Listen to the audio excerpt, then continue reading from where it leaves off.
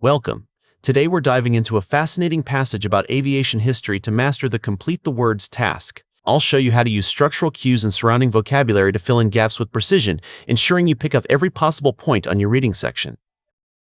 If you found this breakdown helpful, make sure to subscribe to myTOEFL for more expert strategies. Let's keep working together to reach your target score. We begin our passage by setting the scene in the early 20th century. This opening sentence establishes the historical context and the primary subject of our text. Pay close attention to the details provided here, as they lay the foundation for the rest of the paragraph. In December 1903, the Wright brothers successfully achieved the first powered airplane flight on the sandy beaches of Kitty Hawk. This sentence introduces the legendary Wright brothers and highlights their monumental achievement. By stating they successfully achieved the first powered airplane flight, the author establishes a tone of triumph and historical significance, focusing on the specific location and date of the event. Now, let's look at the specific details of that historic moment. This sentence describes the duration and the conclusion of the very first flight attempt. Understanding these specifics helps us visualize the event more clearly. Orville managed to stay in the air for just 12 seconds before his heavy craft gently landed back on the hard ground. This detail emphasizes how brief the initial flight was, lasting only 12 seconds. The contrast between the heavy craft and the fact that it gently landed suggests a controlled descent, which was a critical part of proving that powered flight was viable and safe.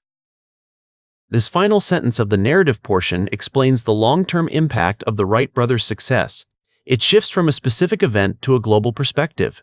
Notice how it characterizes the significance of the flight. This incredible moment marked the beginning of a new era in global transportation and changed how people travel across the whole wide world. The author concludes by framing the flight as a new era in global transportation. By mentioning that it changed travel across the whole wide world, the passage transitions from a local beach in North Carolina to a consequence of international proportions. As we move forward, we encounter sentences that continue the narrative flow while testing our ability to complete the vocabulary. These sentences bridge the initial discovery with the technical details of the flight. Let's look at how the next part of the story unfolds. They D-ain. The sentence starts by referring back to the subjects of our passage, the Wright brothers. Since we are describing an action they completed in the past, we need a simple past tense verb to show that they performed the feat. Therefore, the correct answer is did. They did T. Following the verb, the text needs a demonstrative pronoun to point back to the specific achievement of the first powered airplane flight. This word functions as the object of the action, therefore, the correct answer is this.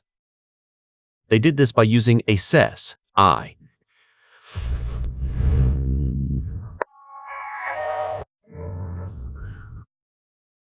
The sentence explains the method used to achieve flight. Given that the text previously described the vehicle as a heavy craft, we need an adjective to describe the power source or size of the component. Therefore, the correct answer is small. They did this by using a small engine Aviation. We are listing components used by the inventors. To connect the engine with the next part of the description, we need a coordinating conjunction to join these nouns. Therefore, the correct answer is and. The avi. To maintain variety in the text while referring to the Wright brothers, the author uses a specific noun for people who fly aircraft. This helps establish the professional context of the story. Therefore, the correct answer is aviators. The aviators pre-A. Before taking off, the pilots had to ensure everything was ready. We need a past tense verb that describes the action of getting the equipment into a state of readiness. Therefore, the correct answer is prepared. The aviators prepared their may.